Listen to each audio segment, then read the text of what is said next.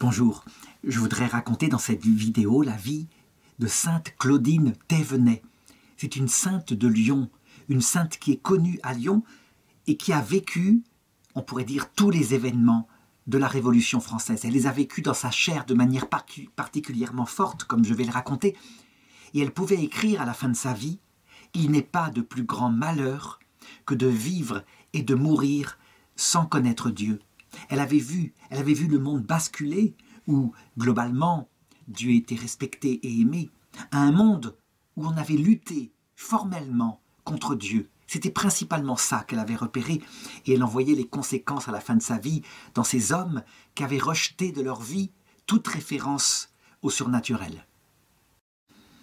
Elle ne disait pas cela avec une perspective de damnation éternelle. Non, elle regardait simplement ces personnes qui avait fait la Révolution française dans la violence, devenue âgée, et qui était une génération qui arrivait à l'heure de la mort sans rien à espérer, refusant de croire en l'existence de tout ce que annonçait la foi catholique, et donc avec un grand désespoir dans le cœur, une vie vaine. Or, et surtout quand on est âgé, c'est la plus grande des pauvretés que n'avoir pas de sens ultime à sa vie, puisque la seule perspective qu'on a avec un corps devenu âgé, eh bien, c'est la croyance dans le néant. Alors, Claudine Thévenet, elle naît le 30 mars 1774 à Lyon, et elle est baptisée le lendemain à Saint-Lizier. Son enfance est une enfance de paix et de joie, comme il sied à cette époque-là. Elle est la deuxième d'une famille de 7 enfants, et son père, qui est un commerçant qui est profondément croyant, lui apprend à vivre paisiblement parce qu'on ne risque pas à cette époque-là le martyre pour sa foi, et donc on vit sa foi dans la joie. Eh bien, il lui apprend à s'occuper des faibles et des pauvres. C'est donc pas un commerçant rapia, c'est quelqu'un qui fait ça comme son métier pour nourrir sa famille, mais qui a le sens de l'honneur dans sa vie. Elle reçoit de sa maman le courage. C'est une femme forte, comme c'est souvent le cas à cette époque-là. Ça veut dire qu'elle tient son foyer d'une main ferme et elle seconde son mari. Elle n'est pas du tout une petite chose soumise, mais bien une femme forte. Elle reçoit l'éducation de son temps, celle qui est donnée aux filles. Ça veut dire qu'elle a des notions d'écriture, de calcul, mais on lui apprend aussi à se débrouiller dans la vie avec des notions de tenue du ménage, de couture, etc. Pour cela, ses parents l'ont confiée dès l'âge de 9 ans aux bénédictines de l'abbaye Saint-Pierre, qui est place des Terreaux à Lyon. Et là, elle reçoit aussi une solide formation spirituelle, c'est-à-dire une formation spirituelle qui comprend la foi, mais aussi qui en vit dans une relation intime avec Dieu. Et ça, il n'y a pas plus fort que ça. Cherche Dieu dans ton adolescence, dit un livre de la Bible. On lui donne aussi des valeurs d'ordre, de travail bien fait, et aussi de fidélité dans le domaine de la famille, si bien qu'en 1789, elle a 15 ans, quand éclate la Révolution française, elle rentre aussitôt en famille. Et la Révolution française, au début, est un espoir pour tout le monde en France, afin de tourner à quelque chose qui va venir s'opposer à la conscience profonde du peuple. En effet, si au départ il s'agit, je dirais, d'éliminer des injustices flagrantes, comme par exemple les privilèges des nobles qui ne payent jamais d'impôts, eh bien, très vite, elle se tourne à l'idéologie. Ça veut dire qu'elle veut refaire un monde nouveau, mais un monde nouveau pas seulement selon les poids et les mesures. La mentalité nouvelle, on veut remplacer l'antique superstition, le christianisme qui semble oppressant, par la raison qui librement décide du bien et du mal, qui librement pèse toute chose. Comment se fait-il qu'il y ait une telle opposition de la raison envers le christianisme, alors que le catholicisme, qui est la religion en France, est une religion qui harmonise depuis très longtemps, avec saint Thomas d'Aquin par exemple, foi et raison? Eh bien, on peut dire qu'en fait, une dialectique s'est posée parce que, évidemment, l'Église, elle n'est pas toujours parfaite, bien au contraire, et en particulier, le souvenir des guerres de religion, ça veut dire quand la raison est étouffée sous une foi qui écrase tout et qui domine au point que l'homme ne compte pas. Les souvenirs des guerres de religion qui ont eu lieu au XVIe siècle est là, très présent, et a durablement impacté, je dirais, cette harmonie. Si bien que les philosophes des Lumières, eux, ils ont semé l'idée que la raison devait être autonome. Et c'est évidemment une réaction normale qu'on ne peut pas critiquer. Le problème, c'est que, comme tout ce que fait l'être humain, une réaction et un rééquilibrage, souvent, est un balancier qui va à l'extrême, dans le sens inverse. Peut-être qu'il y a derrière, c'est ce que pense l'Église catholique, le démon qui appuie sur la pédale de nos passions et qui la fait dérailler. Si bien que la raison devient à un moment donné déraisonnable. On sait comment la Convention, à Paris, décide de réduire l'Église en soumission, en forçant les prêtres à faire un serment de fidélité à la Constitution, afin de les séparer de l'influence du pape à Rome. Le pape, c'est quelque chose de nuisible. En effet, il a une vision universaliste de l'Église, et non pas une vision nationale. Si bien que, par sa situation, il peut ramener sans cesse, avec un regard qui regarde un petit peu par-dessus les choses, l'Église, les églises nationales, au principal, qui est l'amour de Dieu, qui est le message évangélique. C'est donc un peu considéré par les révolutionnaires comme un parti de l'étranger. Et en plus, on a derrière la tête l'idée que, en faisant des prêtres des fonctionnaires, on pourra leur faire partager et même on pourra leur faire enseigner les idéaux révolutionnaires. Il y a véritablement quelque chose qui touche à la conscience ici. Est-ce que les prêtres doivent prêter serment à la Constitution ou est-ce qu'ils ne doivent pas le faire? Certains le font en disant c'est le domaine politique, moi dans le domaine religieux je reste fidèle à ma foi. Et d'autres sentent bien qu'il ne faut pas le faire, que, je dirais, leur ministère est surnaturel, qu'il n'est pas dépendant de l'État. Et donc ils refusent de prêter serment. Si bien que le ton monte et la Convention, au lieu de négocier, de faire quelque chose comme cela, elle entre de plus en plus dans des choses qui vont blesser durablement la conscience des Français de religion majoritaire catholique, comme dira plus tard Napoléon.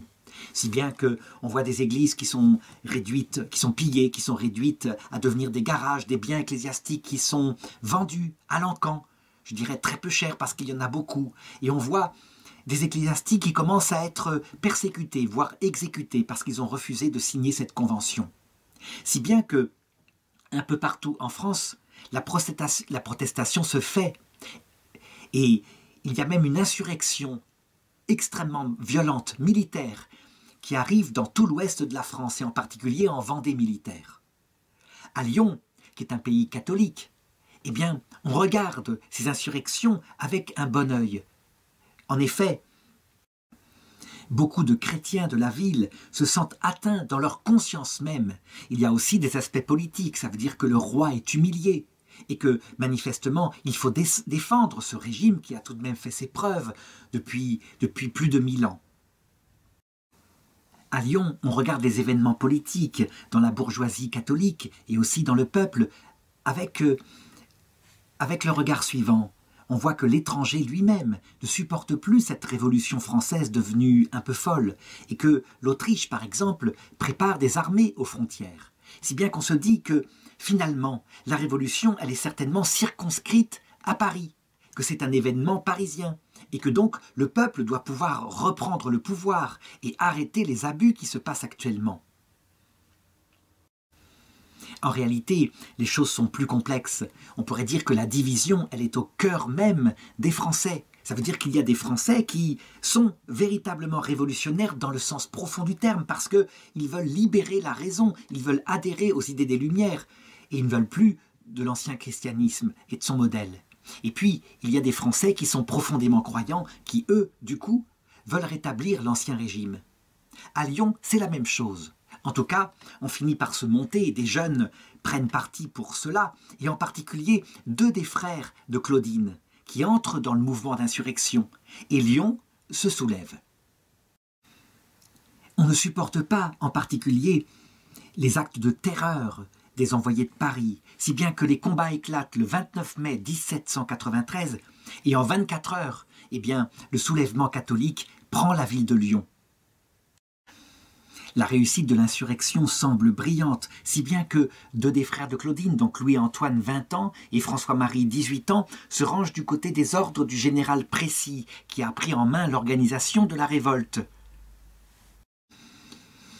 Le papa de Claudine, M. Thévenet, lui, regardait les choses avec ce regard de père de famille, et il sent que Quoi qu'il arrive, il faut qu'il mette les plus jeunes enfants en sécurité. Il les envoie alors chez une de ses sœurs à Belay. Donc c'est dans la région, je dirais, au nord de Lyon. À Paris, devant ces soulèvements qui se lèvent un petit peu partout en France, et puis d'autres départements aussi semblent vouloir suivre, eh bien, on entre dans une grande effervescence, c'est même la panique, et on se dit qu'il faut prendre des mesures radicales, sinon la révolution disparaîtra. Et donc, au niveau des discours de la Convention, on est de plus en plus dans l'opposition, on parle de fanatiques, on parle d'éradiquer ces fanatiques, et on envoie des militaires avec des généraux et des armements pour mater là où elles sont les révoltes. On les envoie en particulier en Vendée militaire, où il va y avoir une guerre d'abord, une guerre qui sera gagnée, mais ensuite, c'est ça qui est assez étonnant, un génocide. Ça veut dire que, alors que la guerre est gagnée, eh bien, on se dit, dans ce fanatisme révolutionnaire, on se dit qu'il faut éradiquer toute la racine des futures révoltes. Et donc qu'il faut enlever, après avoir tué les hommes qui étaient à l'armée, qu'il faut éradiquer les femmes et les enfants qui pourraient recommencer plus tard. C'est le premier génocide de l'ère moderne.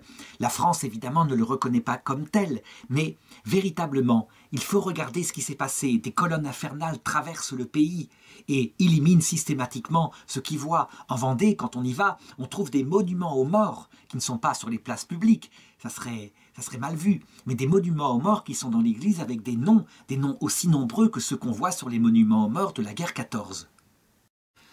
Le 9 août 1793, Paris envoie des troupes vers Lyon afin de reprendre la ville, si bien que la ville se trouve assiégée. Les combats au début ne se font pas à l'intérieur de la ville, mais plutôt par des bombardements, c'est-à-dire que la troupe des Républicains a des canons et la tourne vers la ville. M. Thévenet, du coup, ne peut pas rentrer dans la ville, ce qui sera mieux pour lui. Tandis que Claudine, elle est dans la ville. Elle n'est pas du côté des révolutionnaires, elle est une femme, elle regarde les choses du haut de ses 19 ans, et je dirais, elle prie pour ses frères qui sont en danger dans cette guerre. Elle regarde où ils sont, elle essaye d'apporter de l'aide par de la nourriture. Les frères participent en particulier à la fortification de la ville, parce qu'il faut évidemment se préparer aux attaques, tandis que l'armée des Républicains est composée de 21 000 soldats de divers corps. La tactique de l'armée républicaine est claire, elle est simple. Il suffit d'affamer la file et elle tombera comme un fruit mûr. Donc le siège se fait de plus en plus hermétique et la nourriture n'entre plus. Si bien que dans la ville, le ton monte aussi et le sans-culotte, qui s'appelle Chalier, est exécuté. C'est lui qui avait commencé à mettre en place la terreur dans la ville de Lyon et qui avait été un peu responsable de la levée de boucliers. À un moment donné, ceux qui sont dans la ville essayent de lancer une contre-attaque avec 700 personnes, 700 garçons qui se lancent contre l'armée ennemie. Évidemment, ils n'ont aucune chance, c'est suicidaire. Et surtout, ce qu'ils ne regardent pas, c'est que dans la ville elle-même, il y a des gens qui sont pour l'armée révolutionnaire et qui regardent et qui prennent des noms, qui attendent le moment où ils pourront se révéler, même si pour le moment, ils sont très silencieux. Claudine, quant à elle, elle se trouve dans la ville, elle se trouve soumise à cette famine avec sa maman, et elle est soumise aussi à une triple inquiétude. Il y a d'abord le sort des 4 plus jeunes enfants qui sont avec le père en dehors de la ville, mais là, à la rigueur, ils sont en sécurité. Et puis, il y a les 2 frères qui sont au combat. Qu'est-ce qu'ils vont devenir? Est-ce qu'ils vont survivre? Et puis, il y a un oncle maternel, Louis Guyot, qui lui aussi est resté en territoire occupé par les armées révolutionnaires. Toujours est-il que le 9 octobre, donc moins de 2 mois après l'arrivée des armées révolutionnaires, une attaque est lancée sur la ville qui est exsangue et la ville tombe. Les derniers combats vont avoir lieu pas très loin de la maison de Claudine. Et je dirais, elle est aux premières loges pour voir les fusillades. Les gens qui sont pris avec les armes à la main sont immédiatement fusillés. Et il y a partout des cadavres. La maman est terriblement inquiète. Alors, lorsque la nuit arrive et que les coups de feu se font plus rares, elle sort avec une petite lampe, une lanterne, et elle va là où ont eu les combats. Et elle se penche sur chacun des cadavres, elle les dévisage, elle cherche si parmi les corps il n'y aurait pas ceux de ses 2 frères. Elle cherche, et elle ne les trouve pas. Qu'est-ce qui a pu se passer? Elle est profondément marquée par le spectacle qu'elle a devant elle, tous ces jeunes vies qui ont été fauchées ainsi, et elle prie sans cesse, mais elle le fait courageusement, ce qui montre un peu la force de sa personnalité, parce que qui n'a pas vu un champ de bataille ne peut pas être habitué à de telles choses. Elle revient à la maison, elle n'a pas de nouvelles, et soudain dans la nuit, on frappe à la porte. Ce sont les deux frères. Ils ont réussi à se sauver.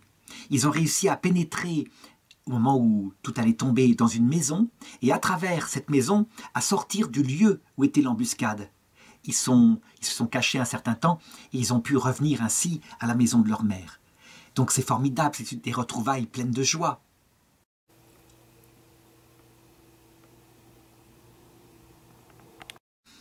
La joie va être de courte durée, bien évidemment. Lorsque la ville est prise, les ordres venant de la Convention sont là. Il faut absolument éradiquer toute la possibilité d'une reprise des troubles révolutionnaires. C'est indispensable. À Paris, d'ailleurs, on a fait la même chose. Il y a eu les massacres de septembre, avec tous ceux qui étaient dans les prisons, qui ont été simplement exécutés comme ça, avec une sorte de simili-procès. Et donc, sortent des maisons à ce moment-là ceux qui sont les dénonciateurs. On pense que c'est une spécialité française. Pas du tout. C'est une spécialité de l'être humain. À chaque fois, eh bien, quand on peut dénoncer celui qui ne partage pas ses idées, ou alors le faire parce qu'on en attend un avantage du nouveau pouvoir, on le fait. Si bien que les deux frères qui avaient pris les armes, évidemment, sont dénoncés et sont arrêtés. Le bombardement de la ville lui-même, avec les canons lourds, n'avait pas fait tant de morts que ça. Ce ne sont pas des canons comme ceux des guerres qui auront lieu un siècle plus tard. Et donc il y avait eu en tout 72 personnes de tuées. Par contre, la répression se révèle terrible et systématique, avec des espèces de, je dirais, de simili-tribunaux. En fait, en réalité, si on est simplement soupçonné, on est exécuté. Mais on fait des formes de procès pour se donner une forme légale. Donc le bilan va être tragique. D'abord, il faut remarquer que le général dont je parlais tout à l'heure, a pu s'enfuir, mais tous ceux qui étaient les officiers, les gradés, 292 en tout, sont exécutés. Pour les combattants, 685 sont pris les armes à la main et sont donc exécutés. Et puis 1898 condamnés à mort au total sur 3835 personnes ayant fait l'objet de poursuites.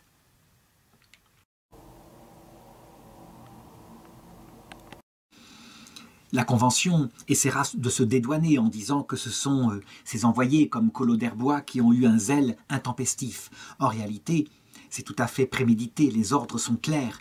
Il a véritablement la possibilité de faire ce qu'il veut.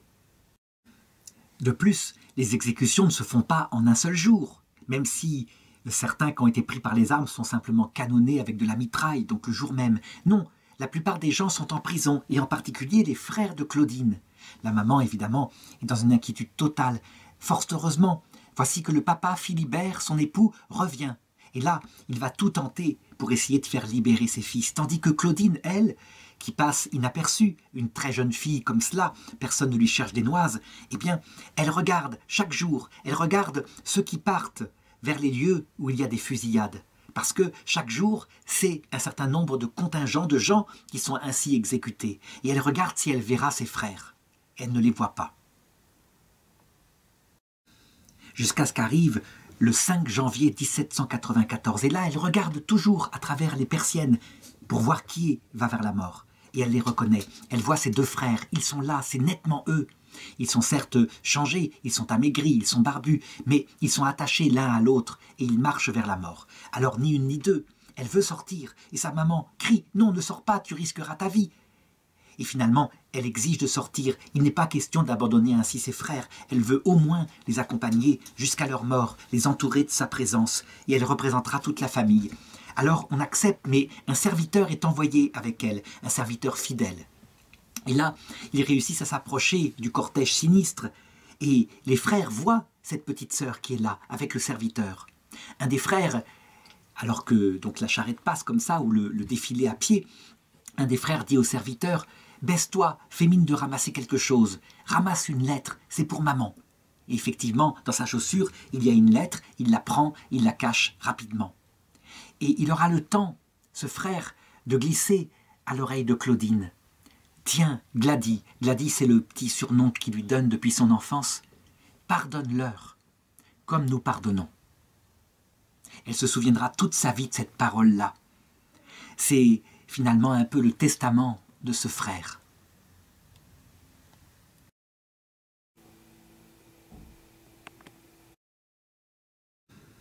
Et ensuite, elle assiste à la fusillade.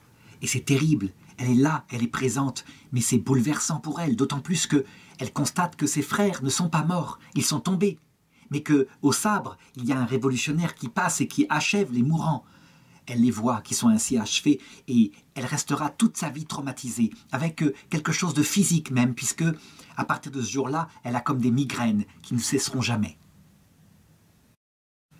Elle revient à la maison, sa main est glacée, elle tient dans sa main le message d'adieu qui est pour sa mère et qui contient les mots suivants. C'est une lettre, en fait signée par les deux. Nous serons plus heureux que vous. Dans 4 ou 5 heures, nous serons devant Dieu. Nous allons dans le sein de Dieu, ce bon Père que nous avons offensé, mais nous espérons tout de sa miséricorde. Avant de mourir, elle apprend qu'ils ont pu se confesser à un vieux prêtre infirme qui était incarcéré avec eux. La question qui peut se poser ici, c'est est-ce qu'ils ont bien fait, eux, avec leur foi si profonde, de prendre ainsi les armes contre la Révolution? La réponse est qu'on dit souvent que le christianisme, c'est une attitude du cœur qui implique l'humilité, qui implique l'amour de Dieu et l'amour du prochain. Et c'est vrai que parfois, du coup, on élimine toute possibilité qu'il y aurait de prendre les armes pour défendre la justice, la conscience, la droiture. En réalité, c'est une attitude souvent qui doit être intérieure. Les prêtres n'ont pas le droit de prendre les armes parce que leur sacerdoce est sacré. Mais les fidèles, eux, quand ils sont confrontés à quelque chose comme cela, comme par exemple des hommes qui tuent les corps avec une épée et qui écrasent la conscience, eh bien il peut être parfois nécessaire, avec le don de force et sans en garder de haine intérieure, de défendre ce qui est sacré de cette manière-là. Par contre, lorsque je dirais, l'attaque est purement idéologique, qu'elle ne passe pas ainsi par le sang, eh bien la défense doit être par les idées. Il n'est pas question de prendre les armes contre une idée qui ne tue pas les corps. Évidemment, dit comme ça, abstraitement, c'est facile à dire. Et dans toute l'histoire de l'Église, le dilemme se posera. Le film Mission, par exemple, est significatif de ce dilemme qui peut même se poser à un prêtre, à un berger. Est-ce que parfois, devant des choses absolument injustes, est-ce que parfois un berger lui-même, un prêtre, ne doit pas prendre les armes pour défendre son troupeau? Eh bien, encore une fois, de manière très simple, celui qui tue les corps peut être attaqué par une arme qui défendra les corps, et celui qui tue les esprits doit toujours être défendu par une arme qui défend les esprits, à savoir le glaive de la parole, le glaive de la vérité. Claudine, elle a été durablement bouleversée par cela. On peut dire que la mort de ses frères, puis ensuite de son oncle, qui lui-même est fusillé, Louis Guyot, de la même façon que ses frères, eh bien, cette mort l'a mis devant l'essentiel. Et cette fois de manière tragique. Ils sont morts en chrétiens. Et ils ont bien montré, ils lui ont montré, par leur mort, comment l'essentiel, c'était l'amour de Dieu, que tout le reste était passager. Cette phrase aussi, « pardonne comme nous pardonnons », l'a marqué profondément, parce qu'il y a cet homme dont on sait très bien qui est-ce qu'a dénoncé les frères et l'oncle qui a provoqué leur mort. Est-ce qu'il faudrait se venger? Eh bien non, elle ne se vengera pas, et elle priera toute sa vie pour l'âme de cet homme dont elle dira plus tard, comme je l'ai dit au début, le plus grand malheur, c'est de ne pas avoir la foi en Dieu. Parce que, évidemment, la justice appartient à Dieu, et que cet homme-là, eh bien, récoltera dans ses vieux jours cette absence profonde de foi, et les crimes qu'il avait faits durant sa vie. Alors, est-ce à dire que, parce qu'il faut pardonner, ou plutôt être prêt à pardonner, est-ce à dire qu'il ne doit y avoir jamais de justice? En réalité, à partir de 1795, je dirais à la Convention elle-même, devant les horreurs commises un peu partout dans la répression contre-révolutionnaire, eh bien, il y aura des remords de conscience, et il y aura des jugements. Ça veut dire que la Révolution dévorera elle-même ses propres excès. Je dirais que le pardon ne s'oppose pas à la justice, mais que cette justice ne doit pas être arbitraire, c'est-à-dire qu'on ne doit pas se comporter de la même façon que ceux qui ont tué. Et donc, quand cette justice est pacifiée, comme par exemple après la fin de la Seconde Guerre mondiale, lorsque De Gaulle rétablit des tribunaux qui jugent cette fois paisiblement et non pas dans un lynchage populaire, eh bien, le pardon ne s'oppose pas à ce que la justice passe. Quant à ceux qui ne sont pas rattrapés par la justice, parce que, évidemment, dans des événements comme celui-ci, il y a des milliers de collaborateurs, eh bien, il faut les prier pour eux et les confier à la justice de Dieu, à laquelle personne n'échappe. Mais pas nous-mêmes, nous-mêmes non plus, nous n'y échappons pas. Cette attitude intérieure de Gladys, qui est, évidemment, je l'ai dit, traumatisée par ce qu'elle a vu, et qui passe son temps à prier pour le dénonciateur, eh bien, loin de l'éloigner de la grâce, va l'ouvrir à la grâce. Parce que le Seigneur ne résiste pas à celui qui a une attitude comme celle-ci. Au contraire, lorsque on s'enferme dans un désir de vengeance, eh bien, la grâce se retire. Elle se retire humblement, mais elle se retire et souvent on s'enferme dans son propre malheur. Pendant les 10 ans qui vont suivre ces événements, Claudine, tout à fait humblement, va s'occuper d'aider les pauvres. Elle va faire son apostolat discret, comme une très jeune fille, à Lyon. Elle le fait à travers la paroisse Saint-Bruno, mais ce qu'elle constate, c'est encore plus que la pauvreté matérielle, c'est l'étendue de la pauvreté spirituelle qui s'étend en cette période-là. Et elle l'écrit, elle dit « La jeunesse n'a plus de mœurs. Elle est confondue dans un libertinage affreux. Les enfants insultent les honnêtes gens et les vieillards. On ne peut plus rien leur apprendre. Ils sont indisciplinables. Les filles qui ne savent pas travailler passent leur temps dans les guinguettes avec les soldats. Elles jurent le nom de Dieu et ont la bouche si pleine de paroles grossières qu'elles auraient fait rougir les grenadiers de mon temps. Que deviendra la génération future si on n'apporte pas un prompt remède à de tels maux ? Et elle ne se contente pas de constater cela qu'on voit à chaque période où les enfants sont rois, où l'éducation est laissée à volo.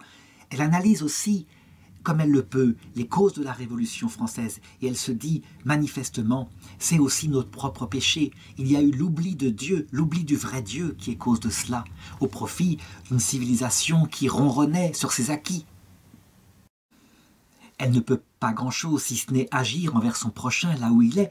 Eh bien, elle prend en fait les armes qu'il faut, parce que son premier recours va être la prière. Elle prie, et d'autres jeunes filles qui ont, je dirais, ce même sens de la prière, s'allient à elle. On pourrait dire, et souvent les révolutionnaires en voyant de telles réactions ricanent en disant « mais c'est ridicule, il faut agir dans la politique très efficacement ». Mais elle est une contemplative, et elle sait que c'est l'action de Dieu dans les cœurs qui ramènera le peuple entier à Dieu. Et c'est effectivement ce qui se passe. Ça veut dire que le temps napoléonien passe, arrive 1815, et on voit bruisser ici ou là, un peu partout dans le peuple, une sorte de désir de retrouver quelque part des racines, un sens spirituel à la vie. Et arrive l'hiver 1815, il y a beaucoup de pauvreté, beaucoup de misère, il y a aussi beaucoup d'orphelins. Et voilà ce qui va se passer par un hasard qui est sans doute providentiel. Il y a un jeune prêtre qui passe le soir du côté de l'église Saint-Nizier, et puis il entend des gémissements. Et il s'approche, et dans l'ombre du porche de l'église, qui s'abrite comme elles le peuvent de la neige et de la pluie froide, il y a 2 pauvres petites filles, 2 orphelines qui sont là, blotties l'une contre l'autre, qui manifestement n'ont aucun lieu où aller, et qui s'apprêtent à passer la nuit ainsi dans le froid glacé. Et lui, il est pris de pitié. Alors il les recueille, il leur dit de venir avec lui, et il les emmène instinctivement auprès du prêtre de la paroisse. Et le prêtre de la paroisse lui dit « Allez frapper au numéro 6 de la rue Masson, chez mademoiselle Claudine Thévenet. Elle a un cœur de mère et elle anime toutes les bonnes œuvres de la paroisse. » Il y va immédiatement, et Claudine immédiatement fait rentrer les fillettes. Elle est émue aux larmes, elle les réchauffe, elle les habille, elle les soigne, elle les nourrit, puis elle leur donne un bon lit pour qu'elles puissent passer la nuit. Après, le lendemain, elle se rend chez une de ses amies, Marie Chira, et c'est vite fait. Les petites logeront chez Marie, qui libère pour elles 2 étages de sa maison. Évidemment, les choses se savent, partout, et dans le monde des enfants, dans le monde des pauvres qui errent ainsi dans la ville, si bien que quelques jours plus tard, 5 autres petites filles sont reçues. Et c'est ainsi que démarre le lieu d'accueil de mademoiselle Chira, qui devient la providence du Sacré-Cœur. Et Claudine, elle commence, elle fait fonction de directrice, mais spontanément comme cela. Il n'y a rien d'organisé au début, c'est plutôt une vie de famille, mais évidemment, très vite, il faut s'en occuper aussi, ça veut dire qu'il faut leur donner, je dirais, de l'apprentissage, un métier pour qu'elle puisse s'en sortir plus tard. Si bien qu'à un moment donné, un prêtre qui voit ce qu'elle est en train de faire avec Marie, le père Coindre, quel conseiller spirituel de Claudine, lui dit que c'est le moment, il faut former une organisation stable, il faut même se donner une sorte de règlement, une règle de vie adaptée, parce que cette organisation-là solidifiera cette œuvre qui commence. Et il lui explique, il y en a besoin partout, et il n'a pas tort. À la même période, à la fin, je dirais, de la période révolutionnaire, partout en France, je dirais comme stimulé par le sang des martyrs de l'époque révolutionnaire, des bonnes volontés se lèvent comme cela, partout. Et il se crée partout des petites communautés au service de toutes les misères que connaît la France. Ça peut être au service des paroisses, au service des orphelins, pour créer des écoles. C'est un fleurissement, un jaillissement extraordinaire qui non seulement va être à l'intérieur de la France, mais aussi des pays qui ont subi la Révolution, mais qui va s'étendre à l'extérieur, puisqu'il naît à cette période-là un grand élan missionnaire qui va apporter l'Évangile en Afrique, en Asie. Le père Coindre réfléchit, il faut quelque chose d'assez souple comme règle, et il se fonde sur la règle de saint Augustin, et aussi sur des constitutions qu'il prend chez saint Ignace de Loyola. Alors, l'esprit intérieur de ce dernier sera le modèle des associés dans la vie apostolique. Et c'est ainsi que le 31 juillet 1816, en la fête de saint Ignace, est instituée la pieuse union du Sacré-Cœur de Jésus. Claudine est immédiatement élue présidente. Au début, elle est troublée, elle pense refuser, c'est une responsabilité, mais en même temps, même si elle est faite d'abord pour s'occuper du concret, c'est-à-dire des fillettes qui sont reçues, en même temps, il faut bien se prendre cette charge, alors elle l'accepte, tout simplement. Et c'est bienvenu, on a bien choisi, parce que elle sait faire les choses avec douceur et en même temps avec autorité. C'est ce qu'il faut toujours pour que ça marche. Si bien que cette association-là va se mettre très discrètement, très humblement, à prospérer, à grandir. Évidemment, l'autre œuvre qui est chez Marie, elle aussi, elle prospère doucement, si bien qu'il y a deux choses à s'occuper. Et à un moment donné, c'est trop. Et donc on décide de confier la première œuvre aux sœurs de Saint-Joseph, qui la prennent en main du mieux qu'elles le peuvent. Donc Claudine passe sa journée au service de cette œuvre qui a été créée, mais évidemment, elle n'oublie pas sa maman. Elle sait à quel point cette maman a été éprouvée par la mort de ses deux fils, par la mort de son frère. Et donc, elle l'entoure dans sa fragilité.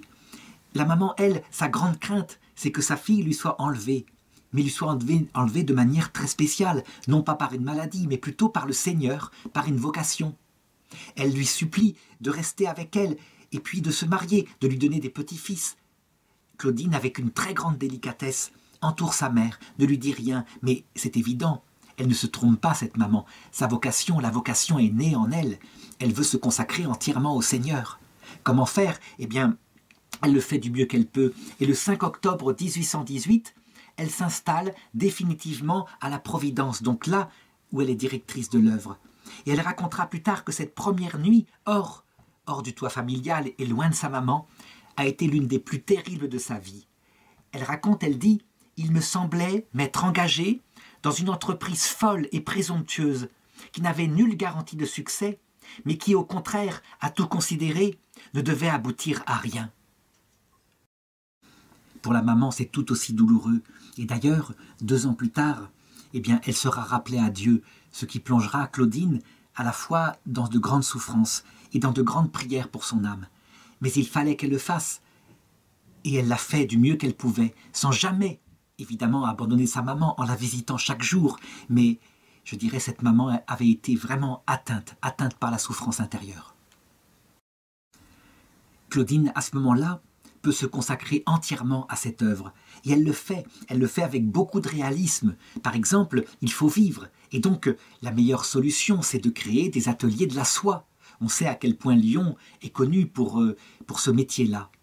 Et ces ateliers fonctionnent et rapportent beaucoup d'argent, ce qui permet à l'œuvre de vivre et en même temps aux jeunes ouvrières de se former et de pouvoir ensuite se lancer dans la vie. Il ne faut pas oublier que pour Claudine, cet aspect entrepreneurial, ça c'est le réalisme qui vient de saint Ignace, mais que le but évidemment c'est de former des âmes profondes, des âmes spirituelles et de bonnes mères de famille. Si bien que très vite elle se rend compte que si elle s'occupe des ouvrières de cette façon-là, elle ne s'occupe pas des enfants de familles plus riches, qui elles évidemment ne sont pas appelées à devenir ouvrières. Il faut faire quelque chose parce que leur âme appelle l'urgence exactement comme l'âme des pauvres. Alors elle se décide, elle crée un pensionnat. Elle se lance comme ça, elle se remet encore à la Providence. Mais il faut des sommes folles, et c'est évidemment un grand souci. Alors elle met sa confiance en Dieu, et peu à peu, eh bien, les dettes contractées pour construire ce bâtiment, les dettes fondent, elles sont remboursées, et la chose marche. Alors on pourrait dire, c'est absolument merveilleux, elle a la foi en Dieu, et les difficultés s'en vont. Non, c'est accompagné d'extrêmes critiques. Des gens regardent ces entreprises avec un mauvais œil, comme ça arrive toujours dans tout ce qui est entrepris humainement. Il faut en effet se souvenir que les affres révolutionnaires ont laissé des traces dans les cœurs et donc qu'une partie de la population française est profondément anticléricale. Alors lorsqu'elle voit passer Claudine avec les petites élèves et leur uniforme bien rangé qui marchent dans la rue, eh bien il y a des quolibets, des moqueries et on ricane et on jure et on se moque d'elle. Alors elle apprend à ses élèves, elle qui l'a appris de ses frères, à toujours pardonner. Elle dit qu'il faut souffrir les injures avec patience et y répondre par des paroles douces et gracieuse. Et c'est vrai, si on monte le ton, ne serait-ce que en parole, souvent le ton en face monte aussi et devient encore plus insultant. Mais si on répond avec douceur, avec bonté, sans s'offusquer, ou alors avec un humour, mais un humour de bonne aloi, souvent la tension retombe et les insultes baissent. Elle dit aussi que la sollicitude de la divine providence est concrète et immédiate. Elle prend soin de tout, des moindres petites choses jusqu'aux grands événements du monde et de l'histoire. C'est ce qu'elle vit dans les œuvres qu'elle fait. Elle se remet véritablement à Dieu et Dieu répond à sa confiance par, effectivement, un aplanissement des obstacles matériels. Claudine vit dans sa chair et dans son œuvre ce que Jésus avait dit. Quiconque quittera père, mère, frère, sœur, à cause de moi et à cause de l'Évangile, recevra le centuple dès maintenant, au temps présent, en maison, frères, sœurs, mères, enfants, et champs, avec des persécutions. Et dans le monde à venir, la vie éternelle. C'est en Marc chapitre 10, verset 30. Évidemment, la grande question face à ces persécutions, qui se posera toute la vie à cette âme si délicate de Claudine, c'est la question du mal. D'où est-ce qu'il vient? Pourquoi est-ce que Dieu le permet? Et elle le comprendra peu à peu, que le mal est permis, ne serait-ce que pour lui permettre à son âme, à elle, de rester modeste et humble. Et de prier aussi pour les grands pécheurs, et de ne pas les haïr, puisque Jésus lui-même est mort pour eux, et qu'il a donné sa vie en leur pardonnant parce qu'ils ne savaient pas ce qu'ils faisaient. On peut dire qu'elle trouve, dans le regard sur la croix de Jésus, toute son attitude de pardon perpétuel, de miséricorde par rapport à ces jurons, ces insultes, ces grossièretés qu'elle voit. Et elle instille dans l'âme de ses filles, de ses élèves, la même attitude qu'elles garderont souvent toute leur vie. Évidemment, ce n'est pas non plus facile pour ces petites élèves.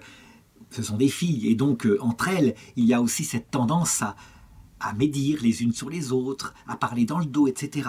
Eh bien, elle leur apprend, y compris dans ces choses-là, et pas seulement, je dirais, face aux insultes grossières dans la rue, à se comporter avec la même douceur, à chasser de son âme cet esprit de médisance, pour aimer sincèrement ses camarades. Et alors, quand la pensée elle-même est dans l'amour et dans le pardon, eh bien, toutes les médisances disparaissent. C'est ainsi que Claudine Thévenet, sans même l'avoir cherché, et sans doute parce que c'était l'époque, elle a fondé une congrégation. Elle n'a eu aucun effort à faire, ça s'est fait tout seul comme je l'ai dit, et le prêtre est arrivé au bon moment qui lui a donné une règle. En 1822, l'abbé Coindre est muté, il doit aller à Monistrol dans le diocèse du Puy. Alors, à sa demande, eh bien, la supérieure, donc Claudine, qui entre-temps a pris un habit religieux et a même changé pour prendre un nom de religion, elle s'appelle maintenant Mère Marie de Saint Ignace. Marie en l'honneur de la Vierge Marie, qui avait le cœur au ciel en permanence et qui pardonnait à ceux qui avaient tué son fils. Et saint Ignace, à cause de son sens de l'organisation, saint Ignace de Loyola, c'est l'homme qui a les pieds sur terre. Et elle s'inspire de lui sous ce rapport-là.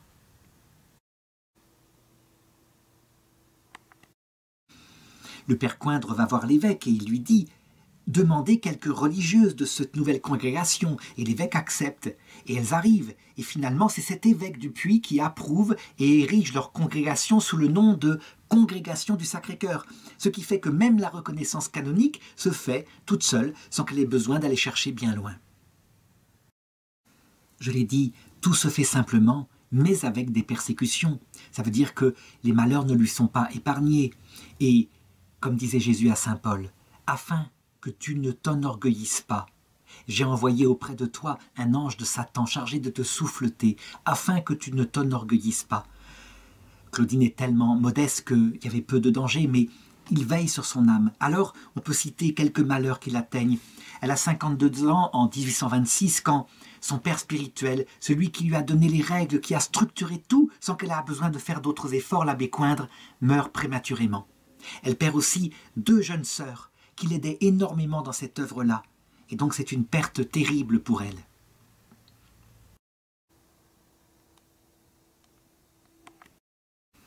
Et puis, son corps est frappé par la maladie.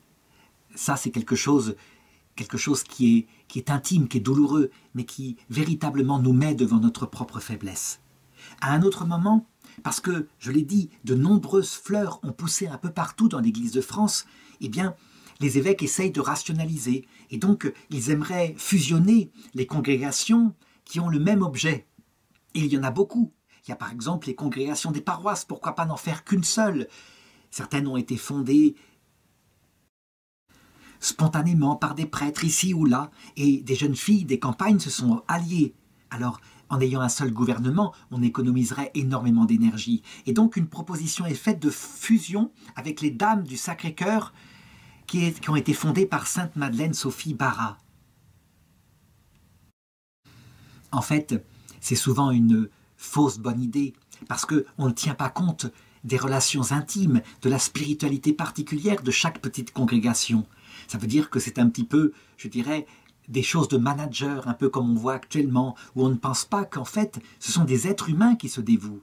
Et donc, quelquefois, quand on fait des fusions trop fortes, eh bien, au lieu d'avoir une congrégation très forte, on perd énormément de religieuses qui quittent ce dévouement à Dieu. Eh bien, sa petite congrégation tient le coup. Et elle tiendra même le coup face à la Révolution de 1830 qui donne des combats sanglants à Lyon, qui auront lieu même jusque dans sa maison. Donc elle est toujours, je dirais, aux premières loges pour voir ce qu'il se passe. Eh bien, elle passe tous ces événements, un peu comme le dit son nom, un peu comme Marie, donc dans une foi totale, et comme saint Ignace, avec un bon sens et un réalisme qui est admiré de tous. Et elle dit à celles qui l'entourent que la charité soit comme la prunelle de vos yeux. Soyez disposés à tout souffrir des autres et à ne rien faire souffrir à personne.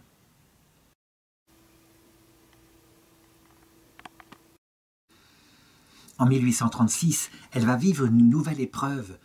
Une épreuve qui est intéressante à observer. Elle a 62 ans et voilà que l'abbé Pousset est nommé aumônier des sœurs. C'est un prêtre qui a une excellente réputation. Il est très ordonné, il fait de magnifiques liturgies, il a du zèle pour Dieu, il a du bon goût. Mais il y a une chose qui est spéciale, c'est qu'il a une toute autre spiritualité que celle de saint Ignace. Et au lieu de se fondre dans la spiritualité des sœurs qui existe bien avant lui, eh bien, il impose sa propre façon de voir. Et évidemment, c'est source de tension. Que faire par rapport à cela? Eh bien, on peut dire que Claudine, elle va savoir jouer de ces 2 qualités, la douceur et la fermeté. Ça veut dire que des scènes pénibles ont lieu, elle le remet en place, elle sait exactement ce qu'elle veut et ce qui est bon pour les sœurs, et en même temps, elle le fait sans jamais l'humilier, sans jamais aller trop loin. Il n'empêche que c'est source pour elle de beaucoup de soucis, et donc sa santé faiblit à cette période-là. Il faut bien voir que une telle résistance de leur mère est indispensable.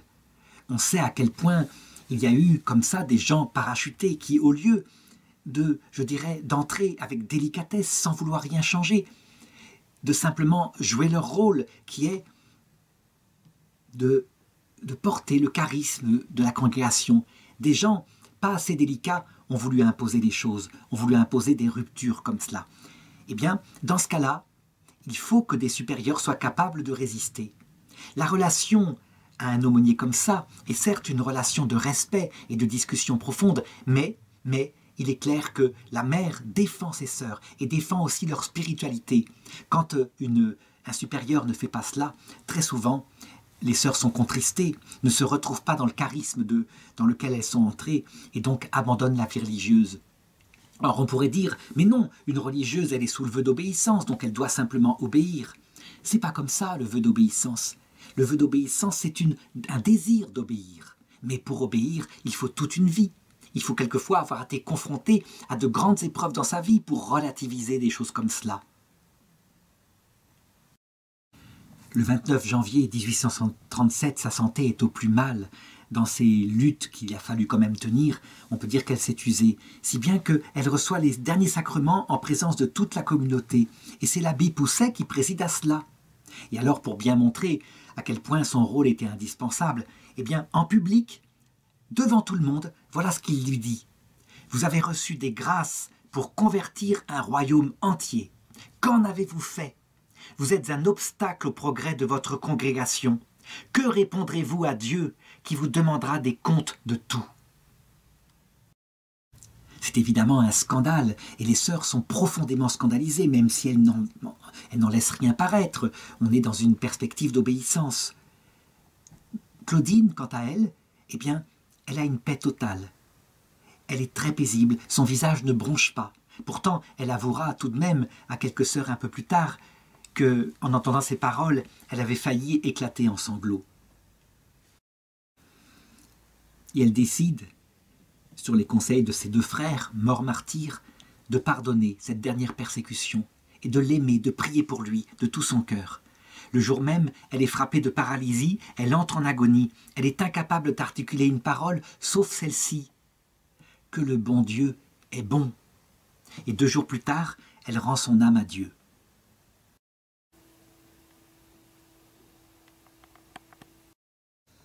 Les sœurs en témoigneront après sa mort. Ce qu'on peut retenir de Claudine, c'est cette bonté totale du cœur, cette miséricorde, ce pardon qui a marqué toute sa vie, et en même temps, cette capacité eh bien, de prendre les décisions qu'il faut, les pieds sur terre. C'est une authentique mystique finalement, quand le cœur est au ciel et que les pieds sont sur terre. Sa congrégation va avoir un succès extraordinaire. Actuellement, je dirais en 2020 où je fais cette vidéo, la famille religieuse de Sainte Claudine Thévenet, qui est devenue la congrégation des religieuses de Jésus et Marie, compte plus de 2000 sœurs et des maisons sur les 5 continents. Elle s'est développée en particulier énormément dans les terres de mission, où beaucoup de jeunes religieuses entrent encore actuellement.